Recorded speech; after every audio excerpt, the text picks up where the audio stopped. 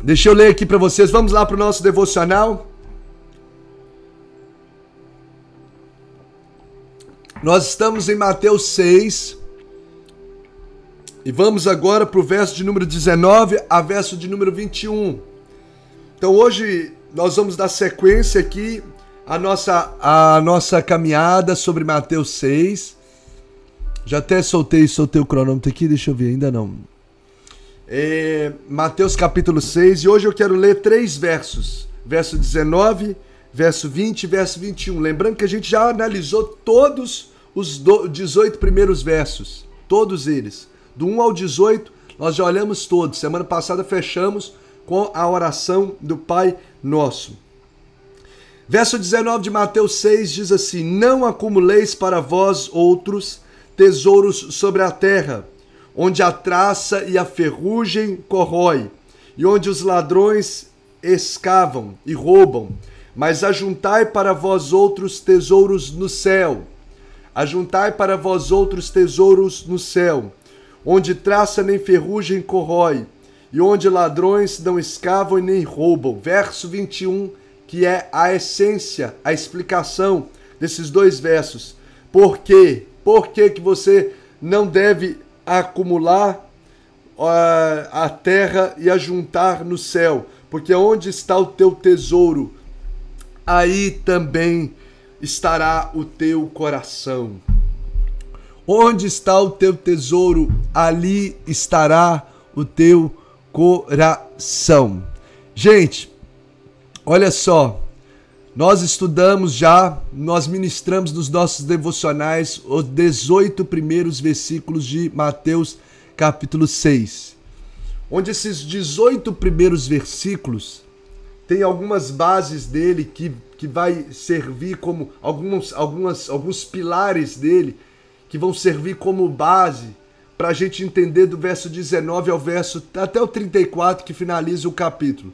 Então, até o versículo 18, se você está com a Bíblia aí, vale a pena você abri-la para você ver o que eu vou citar aqui nesse momento. Até o versículo 18, Jesus está advertindo os discípulos contra a publicidade espiritual. Então, é aquilo que nós conversamos por várias lives aqui, né? Você querer fazer as coisas do reino de Deus com a motivação de aparecer para as pessoas, de ser admirado pelos homens, de receber, de buscar recompensa dos homens, isso soa como hipocrisia, isso soa e é hipocrisia diante de Deus. Isso é uma manifestação de não amor, né? É uma revelação de hipocrisia do coração. Então aquilo que eu faço, eu preciso avaliar a motivação pela qual eu faço. Então os 18 primeiros versículos, Jesus está combatendo a publicidade espiritual. Ok? Na oração, ele dá 3 exemplos: a oração, o jejum e a prática de dar esmolas e ajudar o próximo. Segunda coisa que esses 18 primeiros versículos aborda é que Jesus aponta para nós a importância de 3 dimensões da nossa espiritualidade. Ele fala sobre a nossa vida espiritual de forma completa. Por quê? Jesus ele fala sobre a importância de cultivarmos o relacionamento com o próximo, de valorizarmos pessoa, através de dar esmolas, ou seja, eu preciso olhar a minha vida além de mim mesmo. Quando ele dá o exemplo de dar esmola, Jesus está falando do relacionamento com o próximo. Quando ele fala sobre a oração, inclusive ensinando sobre a oração do Pai Nosso, ele está falando sobre o relacionamento com ele, o relacionamento com Deus através da oração. Quando Jesus fala sobre jejum, ele está falando sobre um relacionamento com a gente mesmo, a gente saber lidar, sobre o autodomínio, sobre a gente saber lidar conosco mesmo, porque o jejum é uma prática que envolve domínio próprio. Então você vê relacionamento com Deus, saber lidar com a gente mesmo, governar a si mesmo e relacionamento com o próximo. Nos 18 primeiros versículos, Jesus trabalha essa dimensão da nossa espiritualidade. Porque a vida espiritual não é só orar, a vida espiritual não é só ir à igreja, a vida espiritual não é só dar dízimo, oferta. A vida espiritual, ela envolve o domínio próprio, a questão do meu caráter sendo lapidado com Deus, envolve a minha comunicação com Deus, envolve o meu transbordar diante de Deus. Então tudo isso envolve a vida espiritual. Então os 18 primeiros versículos trabalham sobre isso. E eles estão estabelecidos sobre, automaticamente, os 2 grandes mandamentos. Quando eu aplico esses 18 primeiros versículos, eu estou aplicando, se eu aplico eles no meu dia a dia, eu estou aplicando, estou cumprindo os 2 grandes mandamentos. Porque quais são os 2 grandes mandamentos que Jesus resumiu toda a lei? Amar a Deus sobre todas as coisas, ou seja, quando ele fala da oração, no verso 5, por exemplo, até o verso 15 de Mateus 6, ele está falando sobre a oração, amar a Deus e amar o próximo como a mim mesmo. Ou seja, quando eu dou esmola, eu estou manifestando. Quando eu dou esmola com a motivação correta, eu estou manifestando amor ao próximo. Quando eu jejuo, eu estou desenvolvendo domínio próprio e eu estou também manifestando sobre o meu lapidar do caráter. Então você vê quão lindo que esses 18 primeiros versículos que nós estudamos, ele trabalha sobre todos esses aspectos. E é interessante, gente, que a didática de Jesus, observa comigo, a didática de Jesus, ela é fenomenal. O camarada só não aprende, só não aplica se ele não quiser. Porque eu estava olhando aqui e fazendo uma análise dessa didática de Jesus, ele, para dar ênfase nos seus ensinos, ele estabelece um paralelo em cada assunto, colocando uma ordenança negativa e depois com um mandamento positivo. Olha o ensino de Jesus. Ele dá uma ordenança negativa durante todo o capítulo 6. São coisas que a gente precisa entender. Ele dá uma ordenança negativa, o que a gente não pode fazer, e já dá uma ordenança e coloca um mandamento positivo, o que eu devo fazer. Ele fala, você não deve fazer isso, mas deve fazer aquilo. Você deve deixar de fazer isso, mas deve fazer aquilo. Ou seja, ele dá exemplos tão de uma aplicação tão daquilo que não se deve fazer, como daquilo que se deve fazer sobre o mesmo assunto. Vou dar um exemplo para ficar mais claro para vocês. Em Mateus 16, versos 5 e 6, ele fala assim, ó, quando orardes, não sereis como os hipócritas, tal. Não, olha só, falando para o que não deve fazer. Verso 6 de Mateus 6, ele fala o que se deve fazer. Tu, porém, quando orares, entra no teu quarto em secreto. Tá vendo?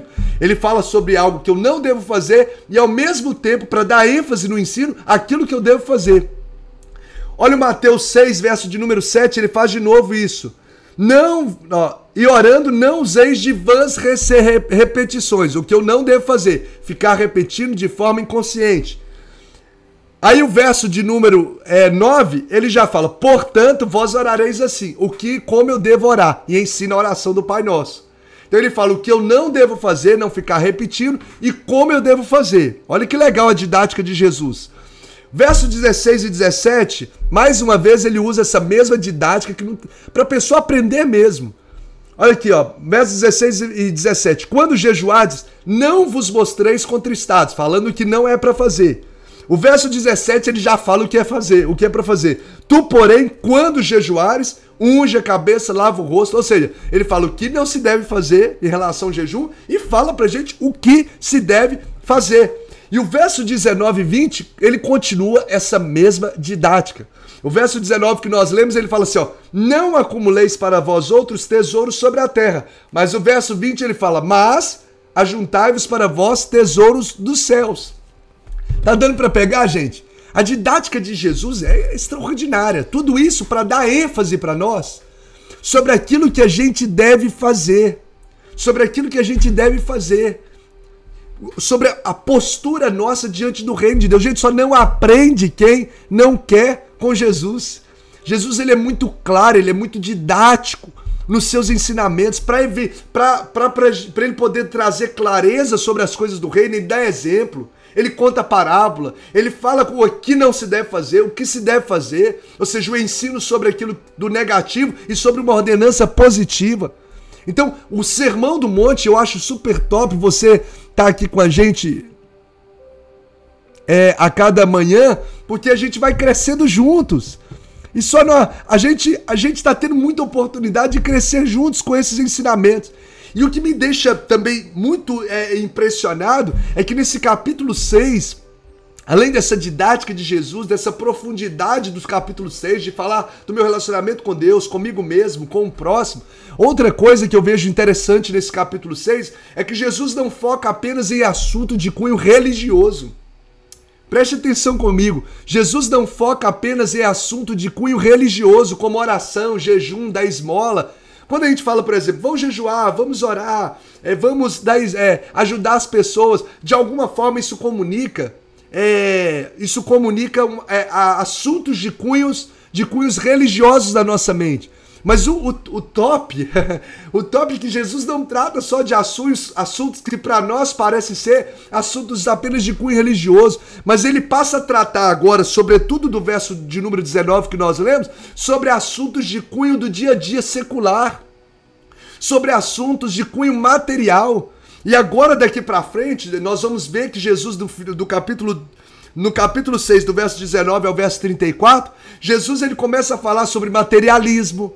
Olha, sobre a nossa vida na terra, sobre as situações daquilo que a gente lida no dia a dia. Ele fala sobre prioridades invertidas, sobre ganância, sobre preocupação, sobre vida emocional. Quando ele fala não andeis ansiosos. Olha só, gente, meu Deus, é lindo servir a Jesus, é lindo ler a palavra e ver o amplo cuidado de Deus e preocupação de Deus com todos os aspectos da nossa vida. Sobre ajuntar tesouro na terra, ele está falando como lidar com a vida financeira, como lidar com a ganância em relação da ânsia de querer construir apenas coisas desse mundo. Então o que a gente aprende no versículo que a gente está dando para entender? Só para eu ver aqui, está dando para entender essa abordagem que a gente está falando? Estou maravilhada com essa palavra, aprendendo muito. Ai, que legal, que bom que está dando para... Uau! Assim serve para os pais. A Ana colocando, ao invés de dizer que não para o filho, dizer o que pode estar fazendo e seguindo os princípios bíblicos. Exato. Jesus é um professor por excelência, é um mestre. Ele é um mestre por excelência, né? É um mestre por excelência. Ensina a gente até como a gente ensinar.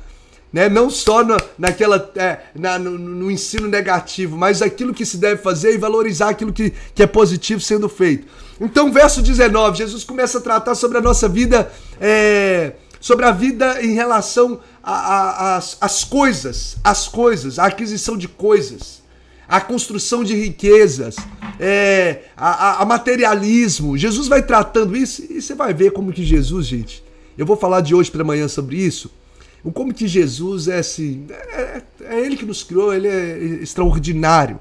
É uma abordagem extremamente coerente para a nossa alma e que faz sentido para o nosso coração. Então anote um aprendizado aí para hoje.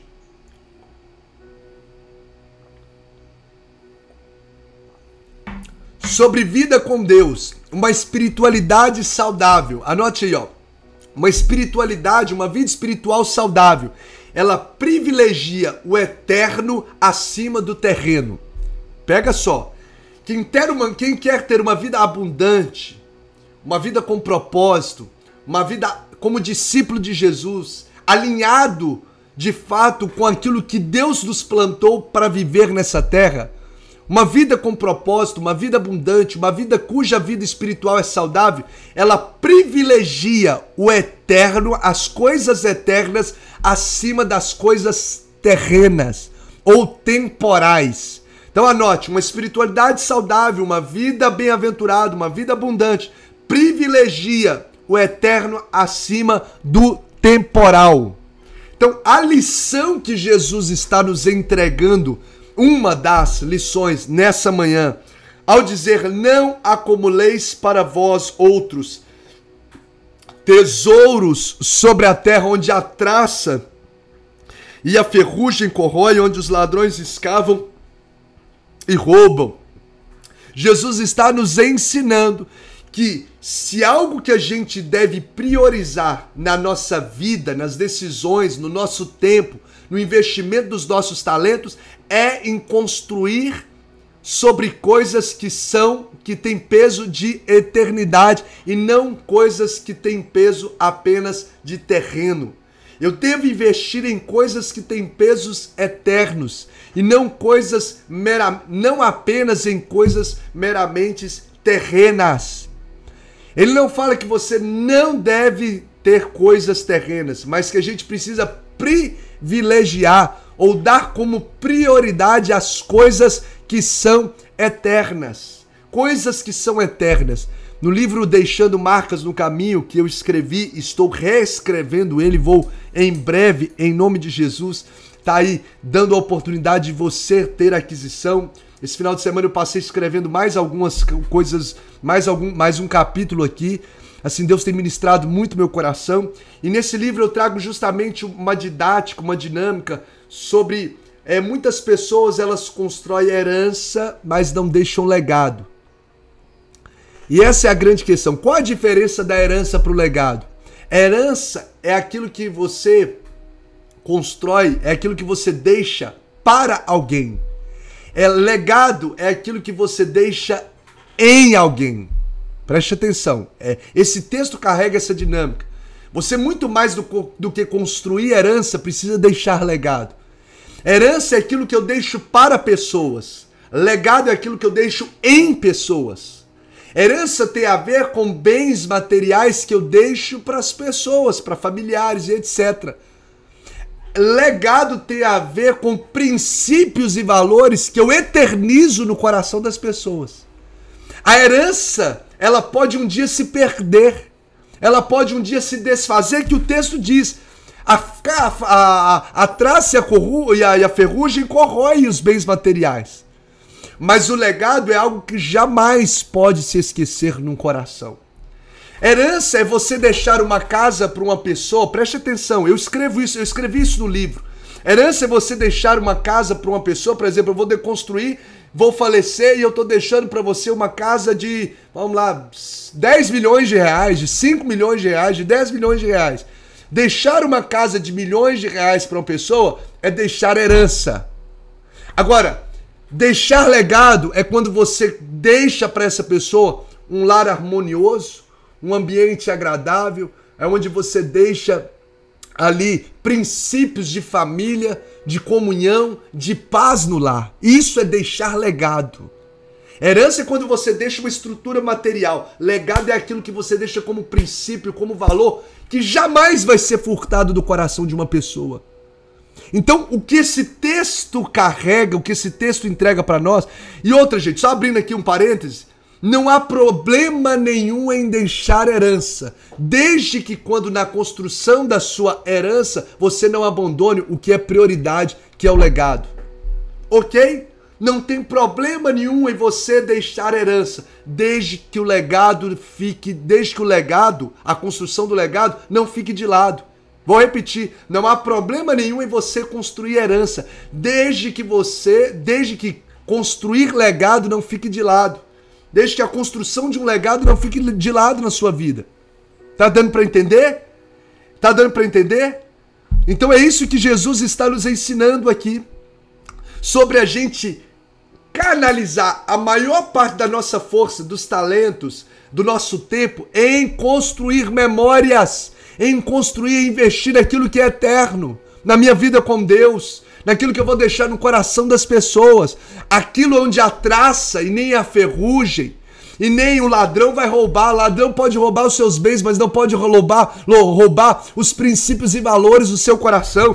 Uma pessoa pode deixar uma Bíblia de herança, vou deixar de herança aqui uma Bíblia que vem do meu tataravô, isso é deixar uma herança. Mas deixar um legado é a pessoa ensinar, deixar os princípios da Bíblia, ela viver a Bíblia, ela ensinar a amar a Deus, ela ensinar essa pessoa no caminho que deve andar. Então há uma diferença de eu entregar um livro e eu entregar um princípio. O que o texto está nos ensinando é justamente sobre isso, que a gente deve construir ou priorizar de fato a construção de um legado, aquilo que é eterno, aquilo que o ladrão não consegue roubar, onde a traça nunca vai corroer.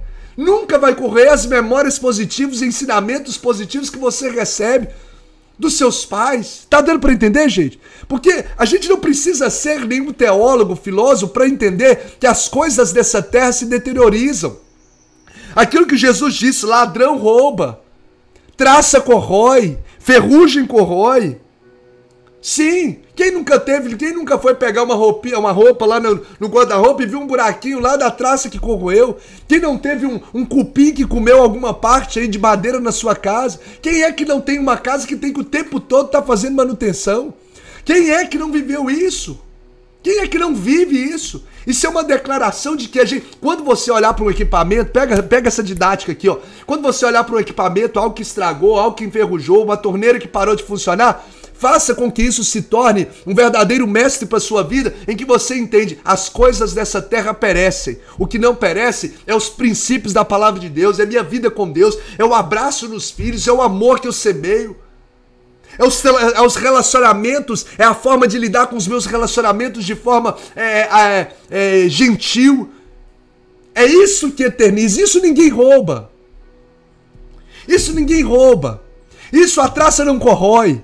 Então o que Jesus está nos ensinando aqui, porque às vezes a pessoa fala assim, não acumuleis para vós tesouros na terra, não pode ter, então quer dizer que uma pessoa que conquista dinheiro, que compra uma coisa, ela está quebrando o princípio. Tem nada a ver com isso, gente. O texto está falando onde deve estar o nosso coração, porque aonde está o nosso tesouro, ali vai estar o nosso coração. O negócio não é o ter ou deixar de ter, o negócio é onde está o meu e o seu coração aplicado. Tá dando para entender, gente? Tá dando para entender? Porque ter coisas, não tem nenhum problema desde que você não inverta prioridades, em que a sua prioridade esteja nas coisas. Tem pessoas que têm coisas e tem pessoas que as coisas é que as têm. É igual a gente ouve muitas vezes, não tem problema nenhum você ter dinheiro no bolso, o problema é quando ele entra no seu coração e governa as suas decisões, a sua forma de tratar as pessoas, a administração dos... eu não tenho tempo mais para Deus, não tenho tempo para as pessoas, é só para mim, para o meu umbigo, como diz a expressão, eu só penso em mim, os meus recursos. O problema não é ter, o problema é onde está o seu coração. Por isso que o texto diz, não ajunteis tesouros na terra. Isso é tão verdade que essa questão de não há nenhuma dificuldade da pessoa ter, desde que o coração dela não esteja naquilo que ela tenha. E não seja governado por aquilo que ela tenha. Que Abraão, por exemplo, é considerado o pai do quê? Pai da fé. E se você ler a história de Abraão desde Gênesis 12, você vai ver que a Bíblia diz que ele era um homem muito rico. E quando ele passou pelo Egito, em que o próprio faraó trouxe mais riquezas para ele, ele se tornou um homem riquíssimo. E ele é conhecido como o quê? É pai da fé. Pai da fé. Porque o coração dele, apesar de ser... Ele tinha tanto dinheiro, gente, tinha tantos recursos, que ele e o sobrinho dele, no meio da terra, eles não estavam conseguindo conviver juntos. De tantos recursos, ó, vai para a terra de lá, que eu vou para a terra de cá, que não tá dando mais pra gente conviver em sociedade. Ele era um cara que a Bíblia escreve riquíssimo, mas ele foi conhecido como o cara riquíssimo, não, mas como o pai da fé. Porque a questão não é o ter, mas aonde está o seu coração. É aquilo que te tem, é aquilo que te governa. O cara era tão desprendido, Abraão era tão desprendido das coisas materiais, que quando Deus pediu para ele o seu filho, Isaac, que estava na adolescência, para ser sacrificado, ele tinha condições, ele teve a capacidade e a fé de crer que o Senhor pediu de abrir mão até mesmo do seu filho, de que o Senhor poderia ressuscitar esse menino. Então, gente, o conselho, acabou o nosso tempo e eu vou finalizar aqui orando então ao Senhor. Jesus está nos ensinando nessa manhã sobre priorizar as coisas que eternizam, as coisas que são eternas. Porque chega de viver só o aqui e agora. Ei, acorda! A vida não se resume a 70, 80, 100 anos. Quando muito, tem ceifado muita gente na juventude. A vida, então não gaste todos os seus esforços, a sua energia, os seus 12 talentos, investindo nas coisas que a traça e a ferrugem corrói. Você pode até investir, desde que isso não roube aquilo que deve ser prioridade no seu coração, que são as coisas eternas. E a pergunta que eu quero fazer para você, o que tem sido mais importante para você? Quer saber o que tem sido prioridade para sua vida? Veja no que você tem dedicado mais tempo e atenção. Quer saber o que é prioridade Não é o conceito que você, a historinha que você cria. Ah, para mim prioridade é Deus, é família. Para mim prioridade é os valores, é a oração. Não, isso aí só é realidade se a prática se comprovar com isso. Onde você investe tempo, foco e atenção, isso de fato é prioridade. E hoje Jesus está nos ensinando através desse texto a priorizar as coisas eternas acima das coisas terrenas. Porque aonde está o teu foco, o teu tesouro, a sua energia maior, ali estará o seu coração. Jesus está tratando do nosso coração. E focar nas coisas que são terrenas nunca vai nos levar a viver uma vida abundante. Nunca. O que faz, gente, você já viu, eu vou finalizar agora. Você já viu que quando uma pessoa falece, uma pessoa do nosso coração, quais as memórias que ficam registradas? São os presentes? São as posses? É um abraço? Ah, eu lembro quando... meu pai mesmo, eu lembro do meu pai numa pescaria, eu lembro do meu pai dando volta comigo no quarteirão, eu lembro do meu pai me chamando de menininho. Ô menininho, vamos dar uma volta no quarteirão com o papai. Ô menininho, vamos levar um sorvete pra mamãe. Menininho, deixa eu te ensinar a pescar. Eu lembro, meu pai é falecido. O que está no meu coração é isso. Ontem mesmo, eu ministrando na igreja, eu lembrei dele brincando ali comigo, me ensinando a plantar, me ajudando, celebrando comigo. Eu falava com meu pai, pai, tirei nota tal, tirei nota 8, tirei 9, tirei 10. Ele falava assim, ah, menininho, isso aí não é nem novidade, você sempre arrasa. Tipo assim, o tempo todo, é isso que está no meu coração. Pra cima, o carinho, o sorriso, o abraço. Ele me deu presentes. Meu pai me deu alguns presentes. Me deu brinquedo, me deu bicicleta. Mas o que está no meu coração, são esses gestos que eternizam. Porque a traça, a bicicleta que ele me deu, já deixou de existir. O brinquedo, eu lembro que eu ganhei, na época era o He-Man, né, esses brinquedos assim, era muito esses brinquedos, assim, esqueci o nome dos personagens que tinha, aí ganhava aquelas coleções de brinquedo. Tudo isso eu nem sei onde está mais. Mas as palavras, o carinho, o abraço, ficou. Entende, pessoal? Entende? Então a gente precisa priorizar aquilo que eterniza. Que é o relacionamento com Deus. É o relacionamento com Deus que vai te dar, que vai te manter de pé no momento da aflição. Que vai trazer alento para o seu coração. É você cultivar hoje a presença de Deus, priorizar um tempo com oração. O que vai te dar fé é a palavra. Agora, se você não lê diariamente, se não prioriza isso, quando você estiver passando por um momento de luta, você não vai ter essa... Você vai entrar em desespero, você perde as estruturas. Porque não cultivou aquilo que deve ser eterno. Então, o que Jesus está nos ensinando é sobre aquilo que deve encher o nosso coração. Que é isso que faz sentido para a nossa história. Senhor, muito obrigado por essa manhã.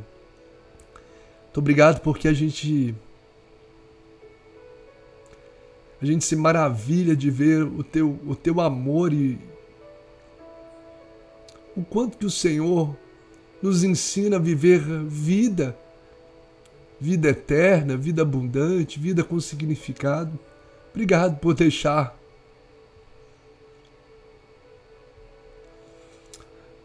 para nós a tua palavra, deixar para nós, ó Deus, esses ensinamentos, trazer o nosso foco para aquilo que de fato faz sentido para a vida, que é relacionar com o nosso Deus, o nosso Pai, o nosso Criador, que é manifestar amor, perdão nos relacionamentos com as pessoas e construir aquilo que vai deixar legado na história. Nós queremos te agradecer pela tua presença, queremos te agradecer pelo teu amor, queremos te agradecer pelo teu cuidado, pelo teu sustento. Tome cada coração aqui nessa manhã nas tuas mãos, Pai. Não nos deixe nos perdermos no caminho. Não nos deixemos, ó Deus, correr apenas atrás de coisas que se vão, de coisas que não eternizam o coração. Os pais aqui nessa manhã recebam do teu altar, recebam, Deus, da tua presença, do céu nessa manhã, ó Deus, esse direcionamento para eternizar memórias do coração dos seus filhos, para ensinar as crianças no caminho que devem andar. Um abraço, um sorriso, uma paciência a mais, um ensinamento positivo, um carinho, um afago. Não só com as crianças, mas no casamento. Tratar a esposa com honra. A esposa tratar o marido com valor. Oh Senhor, é isso que a vida, oh Deus, faz sentido. Muito obrigado pela tua palavra que mostra que é aí que deve estar o nosso coração, nas coisas que eternizam. Abençoe cada vida, abençoe cada família. Abençoe, ó Deus, cada pessoa que está aqui conectada conosco e nos dê uma semana abençoada, surpreendente, de muita experiência com o Senhor e de transbordar de amor por onde passarmos. Assim oramos, em nome de Jesus. Amém. Amém.